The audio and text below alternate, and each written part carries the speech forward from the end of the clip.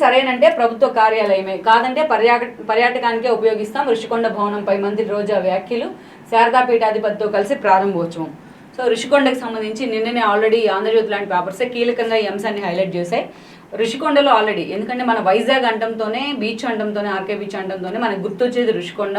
ఎంతో అందంగా ఋషికొండ కాటేజీలు కానీ అక్కడ వెళ్ళే పర్యాటకులకు ఎంతో ఎప్పటి నుంచి కూడా ఒక మంచి పర్యాటక కేంద్రంగా ఉంటూ వచ్చింది ఏపీకి సంబంధించి. అలాంటి ఋషికొండలో పైన ఉన్న కాటేజీలు మొత్తాన్ని కూడా ప్రభుత్వం కూల్చేసింది. ప్రభుత్వ కాటేజీలు మొత్తాన్ని కూడా కూల్చేసింది. ప్రైవేట్ కాటేజీలు కూడా కొన్ని ఉన్నాయి అందులో.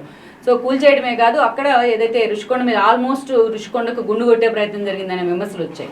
ఒక దశలో ఎన్జిటి లాంటి కూడా అక్కడ ఫోకస్ పెట్టిన పరిస్థితుల్లో శాటిలైట్ ఫ్రేమ్స్లో ఎక్కడ కనిపించకుండా ఫొటోస్లో గ్రీన్ మ్యాట్ మీద కూడా కప్పడం జరిగింది అక్కడ ఋషికొండ మీద. ఇది కూడా చాలా విమర్శలు పాలైంది.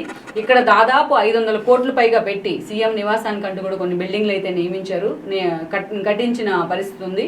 బట్ అదే సమయంలో చూసినట్లయితే కూడా ఇక్కడ ఈ ఋషికొండలో ప్రభుత్వానికి సంబంధించి జగన్మోహన్ రెడ్డి అక్కడికి వెళ్లకుండానే వైజాగ్ని ఎగ్జిక్యూటివ్ క్యాపిటల్ అని చెప్పారు.